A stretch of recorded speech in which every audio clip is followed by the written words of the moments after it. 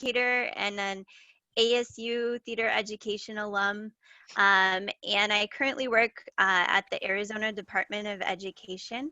And some things that we have begun doing are starting to talk about what our classrooms are going to look like in the fall. And there's a lot of uncertainty. And so I'm really looking forward to today's conversation to hear from you all about what kind of things you all have been doing during this social distancing period, and what you're considering as we're looking at going back to the fall. But before we get started, I'd love to just do introductions from everybody. So if we just want to go around and introduce yourself and where you're from and why you're interested in having this conversation today. So should I just name off names? Let's start with Penelope. Hi, everybody. People call me Penny. I'm from Utah. I am the advocacy chair for the Utah Theater Teachers Advisory Council here in the state. I also teach at the University of Utah theater teaching, and I run a youth theater program that has classes after school and does residencies in school. So that's why I'm here. Great, thanks. Let's go to Johanna.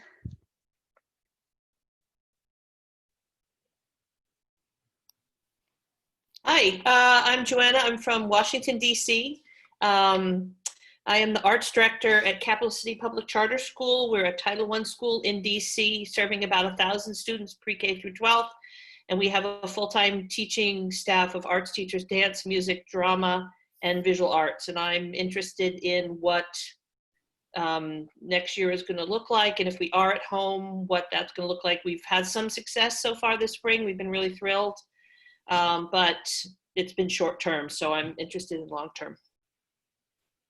Excellent, thanks. Let's go to Laura P. Hi, I'm Laura. I'm the head of the arts department at Baltimore Lab School in Baltimore, Maryland. We have a full arts department of music, creative movement, visual arts, and drama teachers. I am on the strategic reopening planning committee at my school. So I'm interested in hearing about, ideas for being able to reopen our arts programs and what kind of implications all this will have for acting, theater specifically, but also all of the arts. Great, thank you. Let's go to Marianne. Hi, am I on? I am. I am the theater teacher at Baltimore Lab School, and I work with Laura. And this has been an interesting spring, and I'm really nervous if we go online in the fall, how I introduce beginning acting, how I teach drama in a virtual situation. So I'd love to hear your ideas. That's why I'm here. Great. Let's go to Michelle L. Hi, everybody. I am in Houston, Texas. I am a theater teacher and director at the Kincaid School, which is a private K-12 school. And one of my colleagues is here with me as well, Kirsten. Hi, Kirsten. So we actually took an interesting take on the arts this spring. We sort of suspended all arts classes so our students could work on academics, but we provided optional content online.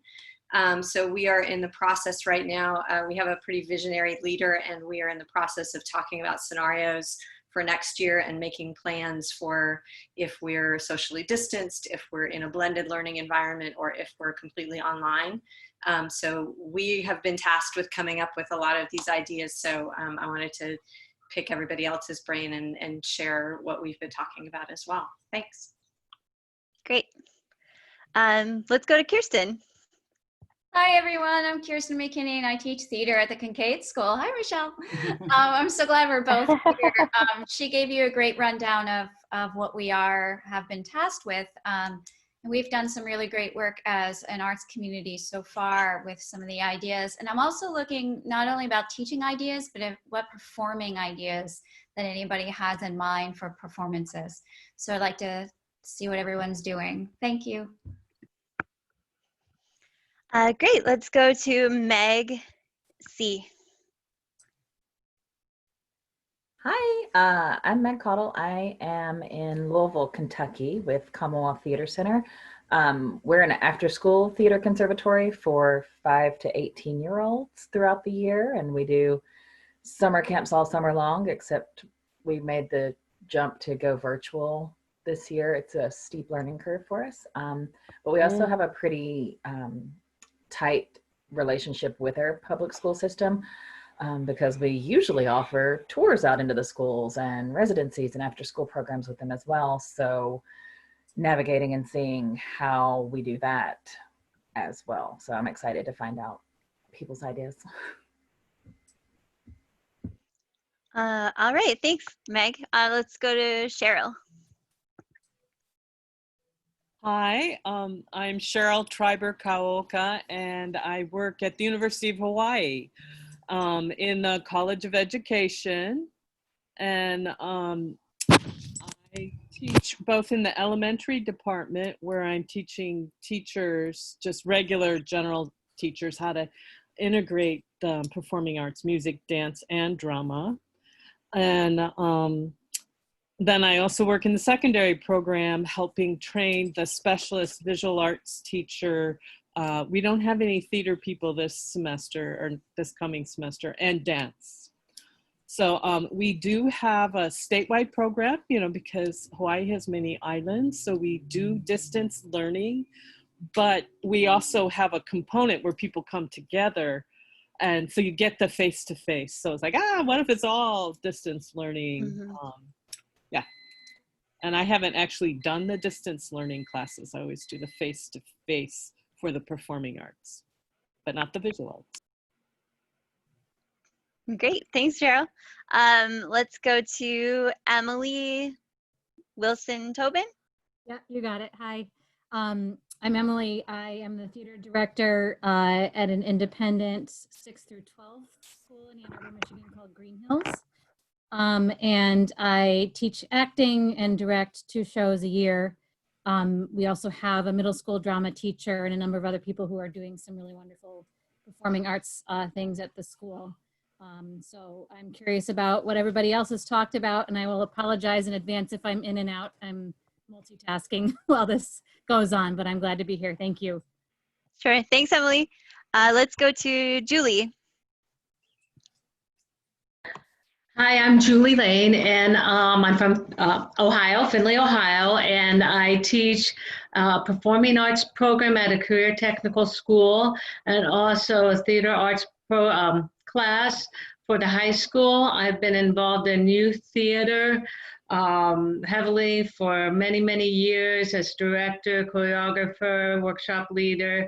And some of the things we've been doing, I had to finish out actually this is the first year that I got to teach performing arts within our career tech. And so, yay, the first year we got this performing arts program, and then we have to go online at the end of the year. So, but we did well. We did well. We had some Zoom meetings. We did some improv on Google Hangouts, and then, you know, your average, I'd say, assignments that you could do to turn in, reading, costume renderings, things like that. We're currently working on some summer programs, some dance. I'm using that Flipgrid, and also some acting workshops for the summer.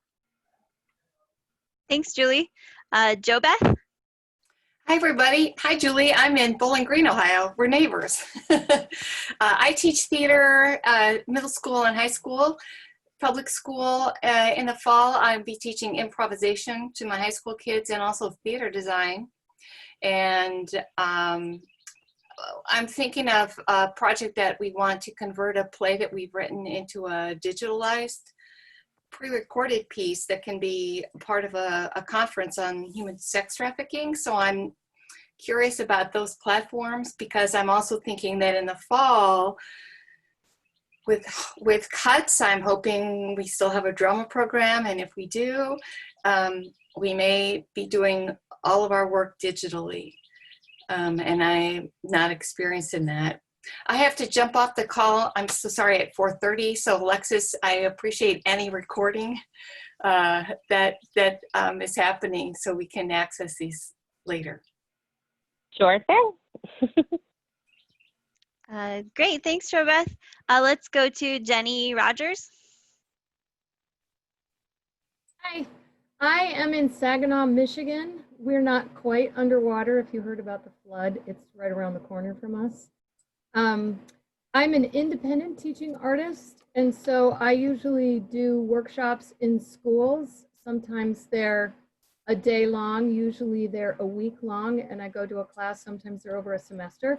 So this COVID time, I've been on a lot of think tank Zoominars where people are trying to figure out what to do. And so I don't know what that looks like for me next year. I usually partner with schools.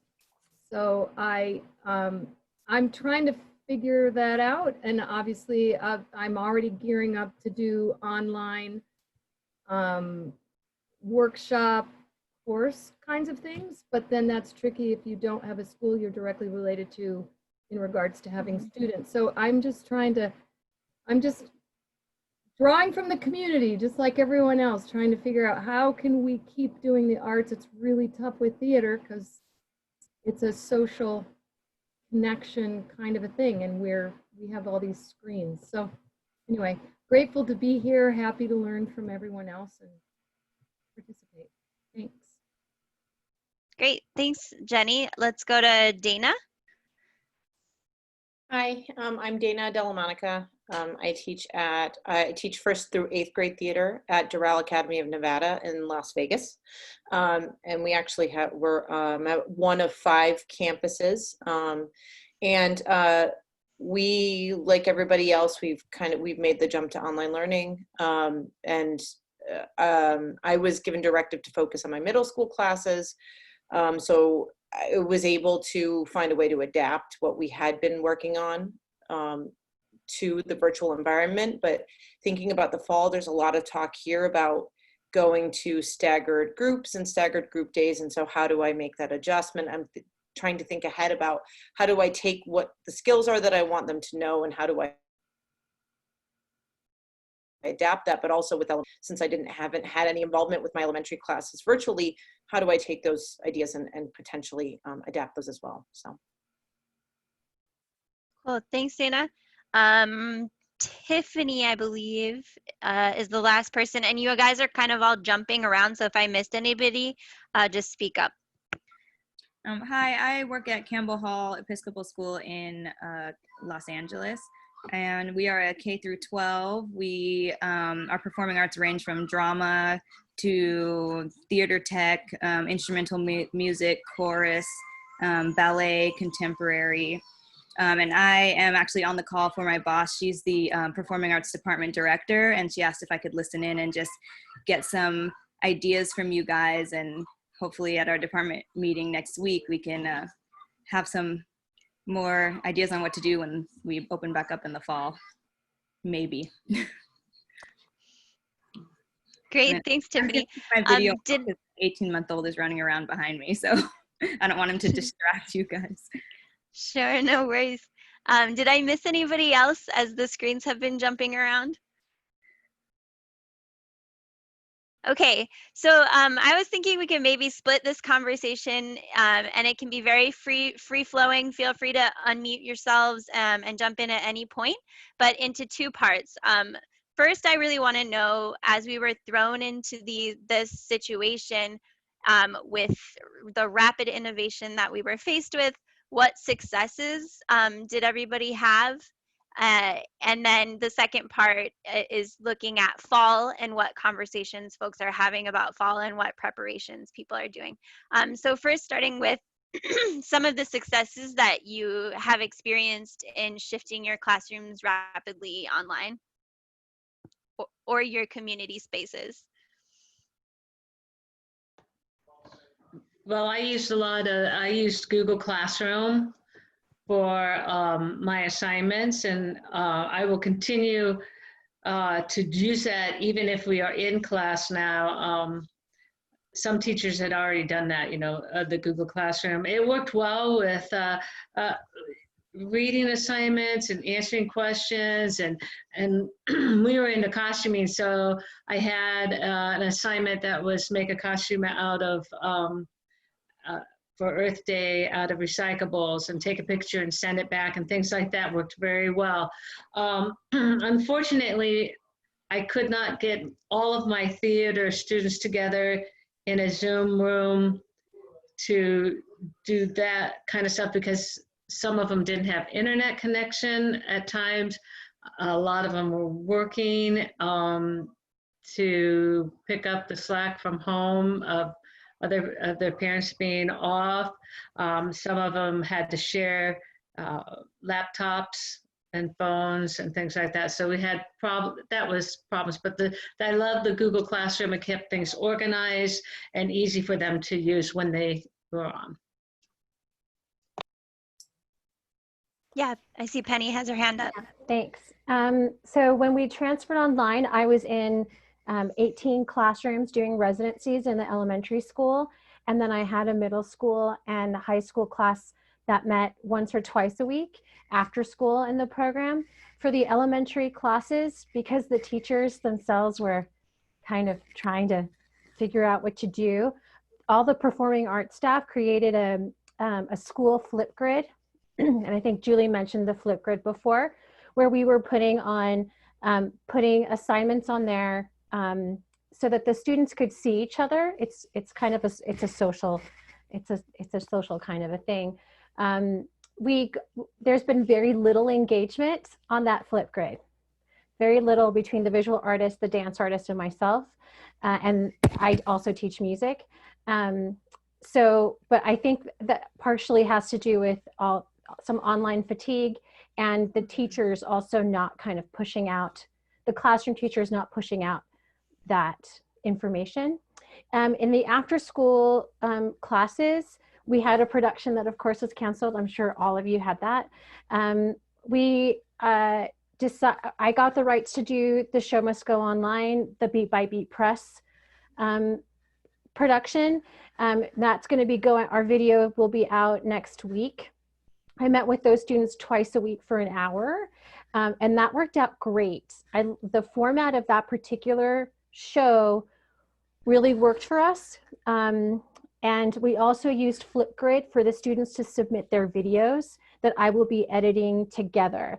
I think one of the differences between that particular piece and some of the other virtual pieces that I'm seeing online through Theater Folk and Play Scripts is that this one was written for monologue and solo singing. There aren't any scenes where you have to be together. There's just like a culminating song at the end. So for my middle school, 6th through 8th graders, that worked really well. My high school students have been meeting twice a week, 2 hours each meeting via Zoom. I have 22. They've all been showing up. I was just talking to them. We've done some monologue projects.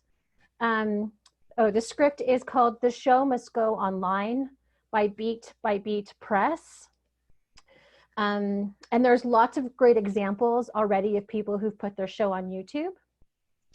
My high school kids, I just asked them on Tuesday what they feel like has been the most successful of all the different exercises that we've been doing. And I've been doing some of the Frantic Assembly Create lessons. If you're not familiar with Frantic Assembly, they do a lot of devised work, and so do I.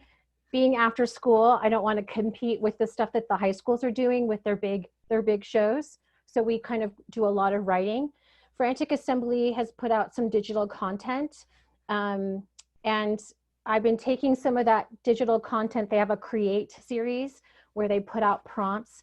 We've been using that, and that's been their favorite thing so far because they've been it's very like based in pedestrian movement, so they can do it, but they've been moving, and I was actually surprised at how much they valued that.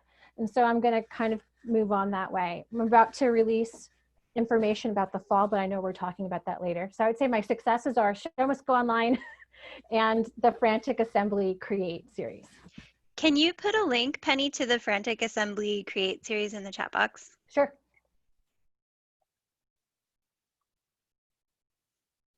Yeah, Jo Beth. It's been important to me since we've been aligned to keep the drama students who are part of our drama club connected.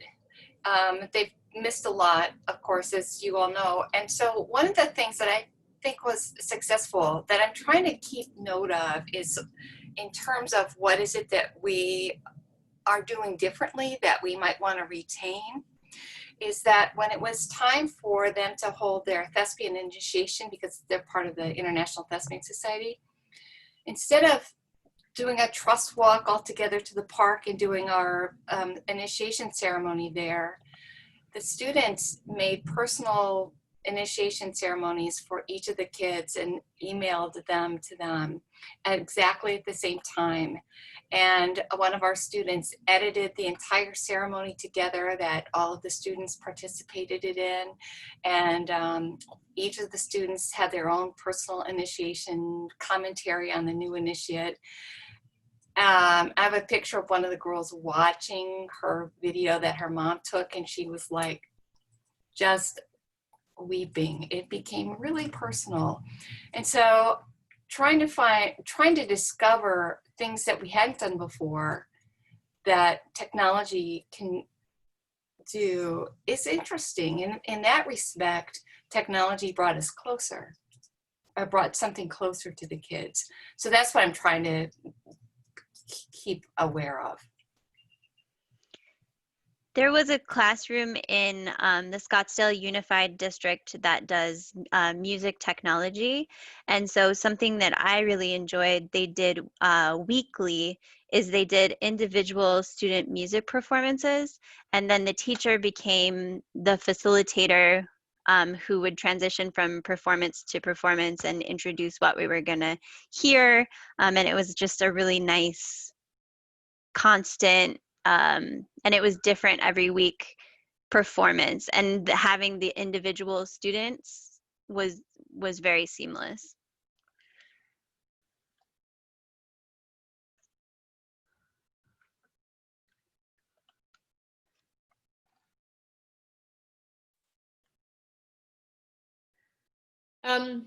I'm a novice at it, but I've been pretty impressed with the Nearpod platform. We started using that, and I've done a couple of tutorials. It's amazing because they have a lessons library of many different content areas, and the arts ones actually aren't too bad. And then also there's a place where you create your own lessons. Another thing I really like about them, it's very interactive. They say their goal is to have 100% student engagement and participation while the students are having fun. There are a lot of different, you can set up kind of checking for understanding games, like matching games. There's this thing where kids can race against the clock and answer questions in any content area. You see the little people racing up the hill. There's also a comment board where kids live, you do a prompt or kids write, and then at the bottom, they answer a prompt, and then it kind of pops up kind of like the grid we have now, except they're all stickies. They can comment back and forth with each other. I don't know, there's like an interactive whiteboard. I'm a total Luddite, so this whole situation has been challenging for me, but and I want to spend this summer getting more comfortable with it, but I think Nearpod is definitely a platform that could do what we need it to do more than some of the others. I will, I've used Nearpod a lot, and one thing that, I don't know if you knew, I think it just happened last year, maybe the year before, but you can take any slideshow that you've created in Google Slides and you can drop it into Nearpod, and then you can put all those interactive things into your own slideshow that you've already created for a class. So that's really, yeah, and they make it super easy to upload your own videos, like you said, slideshows and PowerPoint. It's a very user-friendly platform. And as Jo Beth was saying too, there's just it's an interesting, the lessons I've done with it and the teachers done with it, there's a students are engaged, and it feels like it's building community more than our Zoom meetings, more than our chats, more than our meetups, things like that. So, I mean, it ain't free. Honestly, our tech people pay for it, so I don't know how much it costs, but I think it's worth looking into.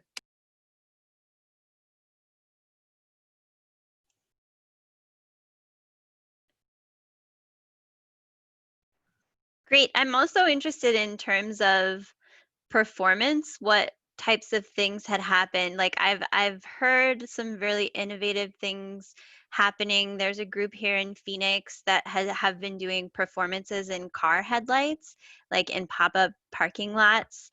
And you stay in your car, and then the actors perform outside of your car door, and you tune into a radio station. There's also been, I was on a call with Alexis on Tuesday, and someone was talking about having actors like have their own individual sort of stations, and then they would be live streamed like onto almost like a drive-in movie kind of setup. So I was wondering if anything in terms of performance has been happening.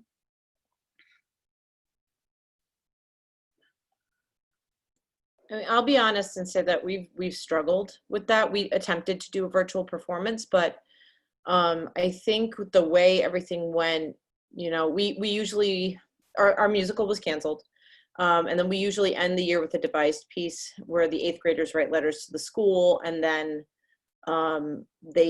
I put them into groups, and this is our thespian club. This is essentially our drama club. They take excerpts from the letters, and then they turn them into vignettes. And so we were going to just do the letters as a monologue performance, and there was no response, really, aside from the 8th graders who are my officers who said, yes, I gave it to them as an option, and they said, yes, let's do it. Nothing. So I found it's a struggle to corral my community. And I think, I mean, personally, when I sing with my students here and knowing my students and having had a lot of them for 4 or 5 years because we're a K through 8, I just think it hit a lot of them so hard that I think it was almost depressing to think about, even because we weren't together. So I know personally I've struggled. I've wondered how others have managed to do it, because I've had a really hard time corralling them. My high school class wrote their own piece. It's a devised piece, and we were just heading into rehearsals. But they wrote a piece where there are 2 people in a room, only 2 people at once. And it's like a revolving door. So it actually worked out great for Zoom. And we're recording on the Zoom platform. Everyone in the class is present. And with Zoom, you can hide your video and then hide the non-video participants. So we just have the 2 faces. And when we need a 3rd person, they just black out their video and then pop in and pop out. I'll let you know how it goes once I have it edited. That's where I think that I'm going to be able to add to the performance and knowing my students and the characters they've created. But that's the only virtual platform that I could find where they could actually, act together. Anyway, they were very excited to draw this piece to an end. They worked for 2 or 3 months devising it and writing it. We had to find a way, and I'm looking for other ways to do the same thing. Marianne, can I ask a question? Sure, JoBeth. When you pre-record these pieces, then you upload them, and then you can edit the Zoom recordings together? Yes. So what I do at the end of the Zoom session is I just save it to a file on my Google Drive. We have Google Classroom too. And then when I edit it, I'll move it into my editing software. You can move it to iMovie or Premiere Pro or Adobe, whatever you have. You can then use those clips and edit them together. Woohoo! I'll tell you what, the virtual backgrounds don't work because they create all kinds of weird shadows and stuff. So we only used it for one character that it was appropriate, but trying to get everybody to have a neutral background was a riot. We just kind of gave up on that too. And it's improv. I mean, it's what we do, right? We go with what we're given and keep it moving forward. We've also been using a little bit, and I know 2 people are from Baltimore. I think Center Stage and one of the Baltimore theaters involved playathome.org. Yeah. Woolly Mammoth, and I think Baltimore and a couple other theaters around have, and again, this is something we're thinking about too as we're moving forward. How can we keep artists, employed, through grants and visiting artist money and things. But the Play at Home is really cool because all these smaller theaters, one of the theaters in Baltimore, is it Center Stage, or does anybody remember in Baltimore? Anyway, yeah, it's there are like 5, maybe Louisville, there are like 5 regional theaters, smaller regional theaters, and they hired playwrights to write plays specifically that could be performed at home with just 2 or 3 people. So they're really cool. The high school kids are really into it. So the plays are wonderful. They're super short. The idea is they are for performing at home alone or with just 1 or 2 people, but the plays are really good.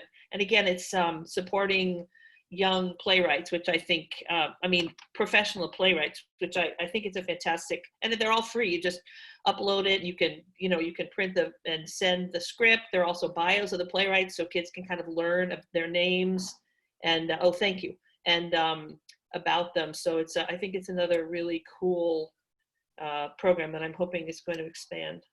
Yeah, Center Stage is doing it. And in fact, they are the playwrights that would come to our school to do the Young Playwrights Festival are the playwrights who they're hiring. It's nice. a neat program. Nice. And they've also pushed out curriculum that Laura and I actually helped to write. Cool. That and it's a playwriting curriculum too. It's on their website. Yeah. While I'm thinking, sorry, I don't mean to, just one last thing. Our high school teacher just did a really cool adaptation of Everyman with his intermediate acting class. And it worked so well because there was God, and then there was citizen, and then there was, good deeds, and then there was money. So and they would say, what are you doing? And they go like this, but it actually worked really well. There was some interaction back and forth, but he wrote it so it was mostly monologues-ish, except it still read like a play. And then, like Marianne said, after he downloaded, he put in transitions and music, and it was, so I wouldn't have thought it would work, but man, it really worked. I see Cheryl has their hand up. I just wanted to. Yeah, oh, you were muted, but now I can hear you. Okay. I just wanted to share that HTY here in Honolulu, Theater for Youth, they're a professional theater company, and they're doing very exciting things. And I don't know all the details. I gave you their website, but I know their actors have created these performances called The Highway, and they have all these resources for teaching theater virtually. So I haven't had time to sit down and actually look at it, but I saw one of their performances and they were really exciting, wonderful. And so it'd be great exemplars to show your students, oh, maybe we can do something like this as well. So. Oh, that's really cool. The last episode is titled "My Birthday Party Was Canceled," so they look really fun. Yeah, addressing issues that are coming up because of the isolation. So that's also a wonderful aspect. Thank you. If it's all right with everybody, I want to transition. We're about halfway through into the second half of the conversation about what conversations you've had in your organizations, with your schools, about what it's going to look like in the fall. One of the most troubling things for me is some of the research I've been hearing in terms of like large group ensemble performance, specifically singing, and specifically like vocal projection, and how over a long period of time they feel like those activities in large groups will not be safe for students, and that we can't necessarily know for sure. And so I'm just trying to support arts teachers at the Department of Education to really be innovators, but then also making sure that administrations are supportive of artistic literacy continuing to develop for our students, because I think creative expression is so key right now. But yeah, so what conversations have you all been having?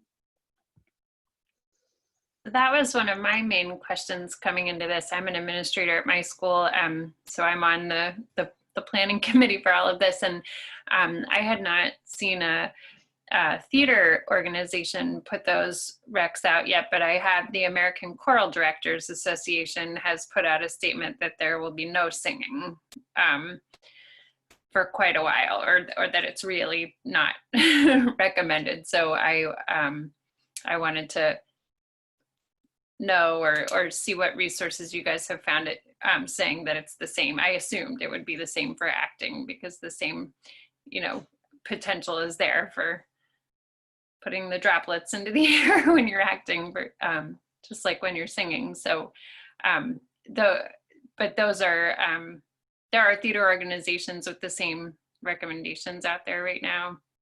Like we have on our committee, we need to compile resources. We need to show like the evidence of where we're finding the recommendations. So I had seen that on the Choral Directors Association. Have you seen it on theater arts organizations sites? That's kind of why I was convening this. In terms of singing, like there has been research done about like amount of viral particles released. But in terms of like vocal projection and talking, we don't have that same amount of data, which is hopeful. Like I do think there's more of a potential for like straight plays that are distanced to potentially come back in ways that maybe musicals won't come back as quickly. Okay. My school, my charter system is arts integrated.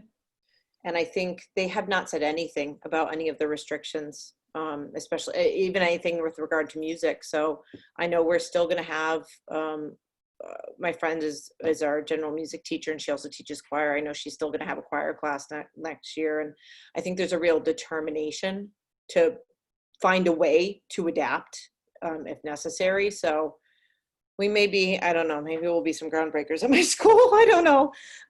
But I know in terms of conversations that we've had, it's just been floated around, like I said earlier, about us doing the staggered and doing groups potentially. So having a group in the building one day and then the next day they're home, and having a different group in that day. So I think, I mean, looking forward, I think it's going to be a little bit of a juggling act.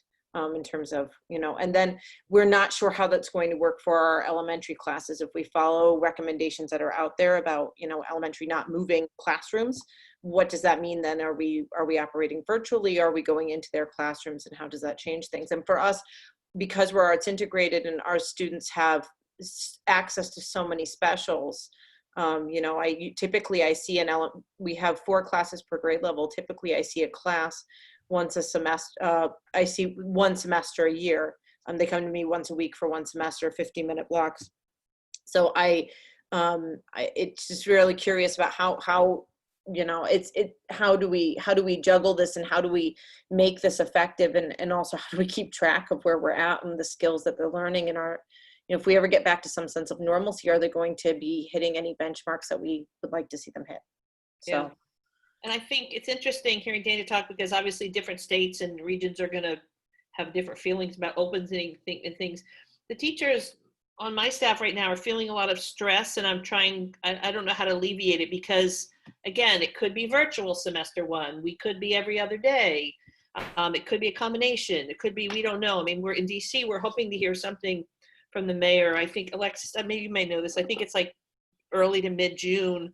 But even something as specific as, my high school art teacher was planning on offering a clay class next year, and we went out and bought, $1,000 worth of clay that's sitting in his room now. But he's like, clay class is just not really going to work virtually, so maybe he'd shift to drawing, or, improv does work, but it works better in different ways. So I feel like teachers, there are a couple of things that work. I agree with you, Marianne.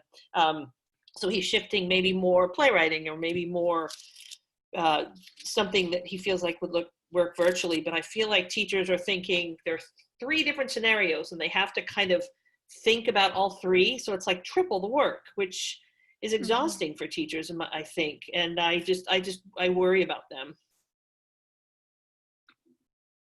I just wanted to comment a little bit about distancing, possibly for actors is the dancers. I'm also the dance director at Kincaid, and we've had a lot of conversations nationally about distancing and what is appropriate and what isn't. And we have come up with, or the guidelines from Dance Science has come up with 12 to 16 feet apart. And no across the floor. I mean, there are other guidelines too that modern, there is no floor work and there's all these guidelines. But I'm thinking that if somehow a dance class can actually happen and have some distancing, greater distance than 6 feet, then an acting class of some sort is actually possible, is what I've concluded. I don't know if that's helpful or not, but I wanted to put that out there.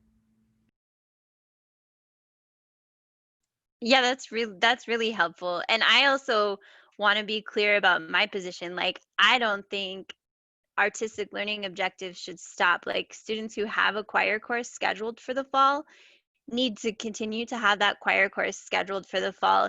It just might look differently than that choir course traditionally has. Like, maybe it's more of a flipped format where students are singing at home and uploading the recordings, and then you're listening to them in class and you're talking about intonation and pitch and emotion. So what are those innovations that need to happen? It's a great time to incorporate theory too. I'm sorry. Oh no, if anybody has a band is the one we're really struggling with, thinking about how that's going to work. And, can we have 40 kids in band. Can one teacher say, oh, this is how you finger your flute? And am I going to spend $12,000 next year on instrument rental if we can't really have band? So I don't know if anybody out there has been thinking about band or any instrumental music.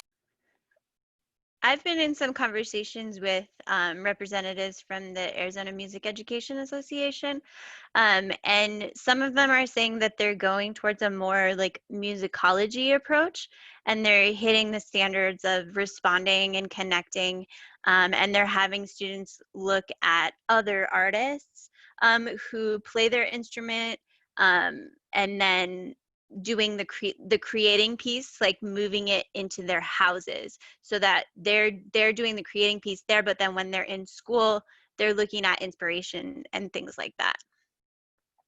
I think one of the things that our high school teachers have started to talk about in all the different performing arts is that there should still be some performance element.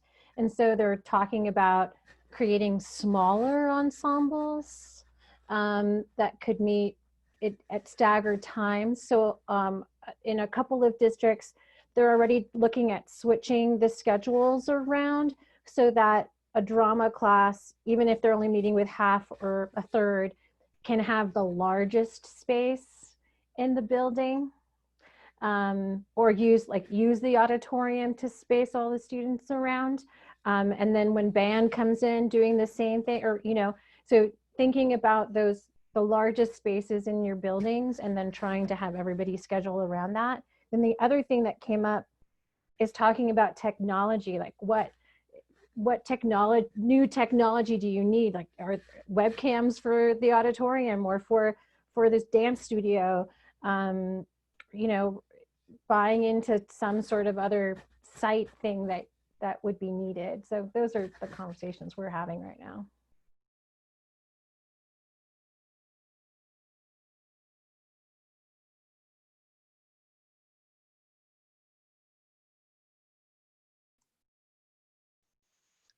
I guess another thing that I'm curious about is, at least like from where I sit in the Department of Education, we've had a lot of training around the emergency relief funding that's coming out for education. And I'm hoping that arts teachers are going to be included in the reentry planning for using those funds, especially like if arts classrooms need to have individualized materials, more so in like arts classrooms. But have you guys been hearing anything about the relief funding that's coming into the schools and how it could be utilized?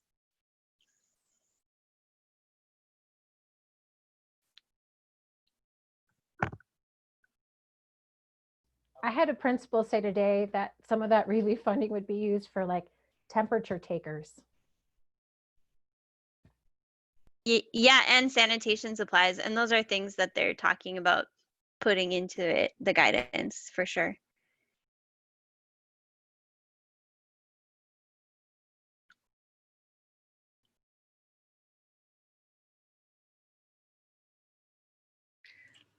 One kind of question that's been on my mind that I have no answer or solution for in terms of thinking about performance.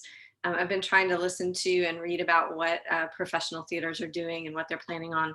And there seem to be sort of two avenues to go down, which is recorded performance that is then shared with a wider audience and live performance. And a question that's been weighing on me is, are we creating theater if it's not live? And if it's not, if it's not live, are we creating film? And how is that experience different for the actors and for our audiences? So I'll just kind of leave that there for anybody to respond to if you want to. That's been one of my major issues, is feeling that it's not the same kind of engagement, it's not the same kind of relationship, it's not listening and reacting in the same way. And I don't want us to cede too much to technology. And that's not necessarily my language. That came up a little bit in one of the keynote speeches that happened at the TYA USA Festival over the weekend. Was one of the speakers was talking about how anything we do, and I think this has already come up in this conversation, is in always thinking ahead. It shouldn't be just in adapting. It should be, if we're creating something new, it should be something we can keep using. So I'm not opposed to being online. Yeah, the Guthrie director, yep, absolutely. I'm seeing this comment. That really resonated with me. So I don't want to give up. I think we need to stay in the game, but I also don't want to lose too much to technology, if that makes sense. So not a solution, just a response, sorry. No, I agree with that statement. I think that one of the hardest parts was the thing that made my classes so effective is that the collaboration. And even if, we are collaborating here, it's not that energy. You're not getting that personal body energy. And so I look at the technology as yes, something to right now fill in because we can't do it, but always looking that, yes, we're going to get back together and be able to collaborate person to person, face to face, and keep that technology a little bit. But I hope that it doesn't become that's what we do more than the other. I do know that a few colleges have cited that they find the technology in a different direction. Yes, it's not the same, but yes, it's useful because more often than not, a lot of their auditions and a lot of even professional auditions are now online. And the technology that they can gain and it's, granted, it's not the same, but it is definitely a useful tool. I mean, how many colleges are requiring pre-screens just to get an audition at the school? I mean, these are skills that we need to know in the future and use really well. And how can they create that relationship and get that energy out through the screen? I think that if we can really embrace that and teach that, it's just another tool for them and not necessarily a deficit. Just an opinion. Yeah, I don't want to see teachers stressing out about editing together like perfect media productions. But what I do think would be valuable for students who are living in this day and time is becoming producers of media, using that film during this time when we can't do our live performance, and learning how to be creators in that way and just having another tool in their tool belt.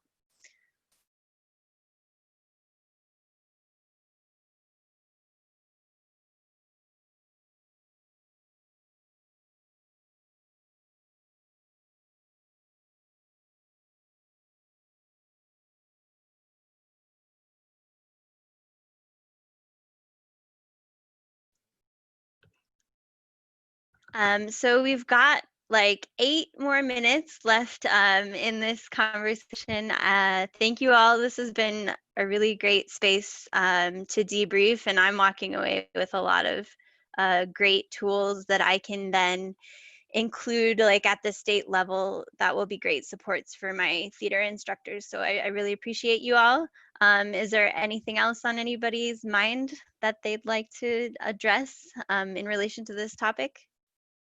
Not really in relation to the topic, but I was wondering in the chat if anybody would want to leave their email addresses to keep in touch for any reason.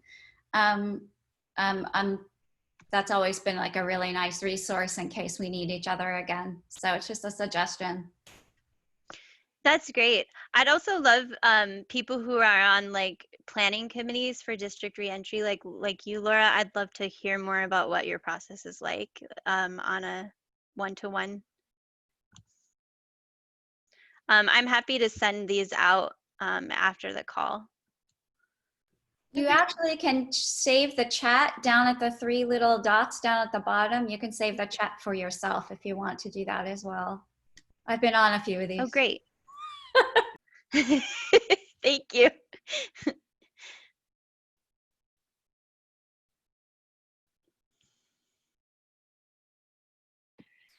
Somebody said something in a meeting, and I may have already said this, Alexis may have heard her say this, but one of the teachers at my school was talking about how with kids, we don't teach them a new skill and a new content at the same time, right? We teach them a skill, we let them get comfortable with it, and then they use that skill to learn content. So she said she wants teachers to give themselves a break right now because we are doing both new skills with online learning and potentially pushing new content. So she said teachers should give themselves a break because we know how challenging it is because we don't do it with students. So anyway, I thought that lifted my spirits a little bit when she said it.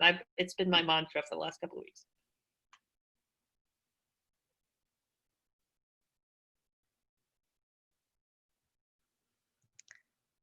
I have so many thoughts right now, so many things I want to say.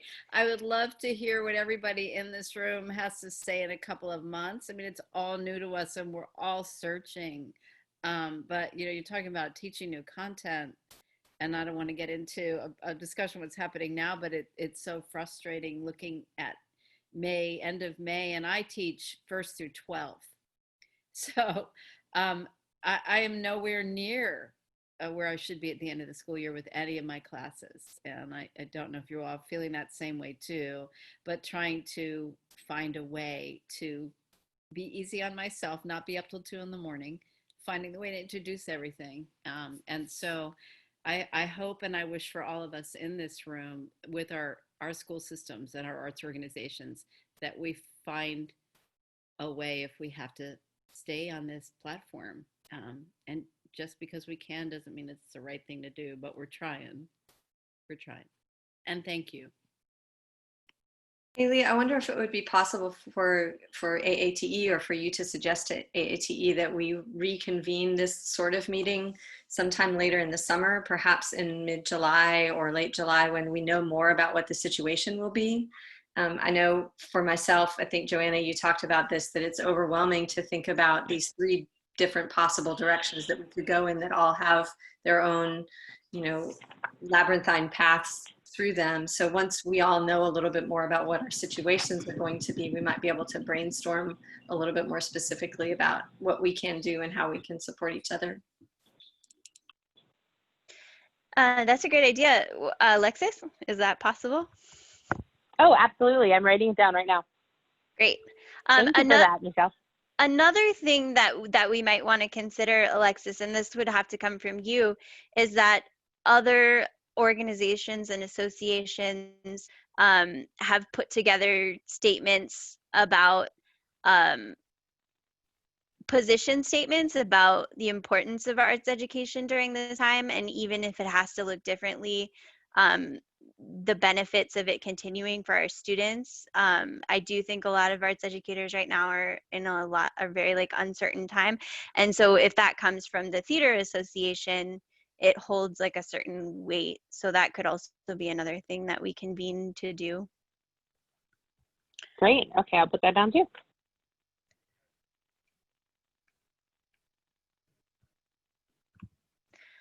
All right, well, thank you all.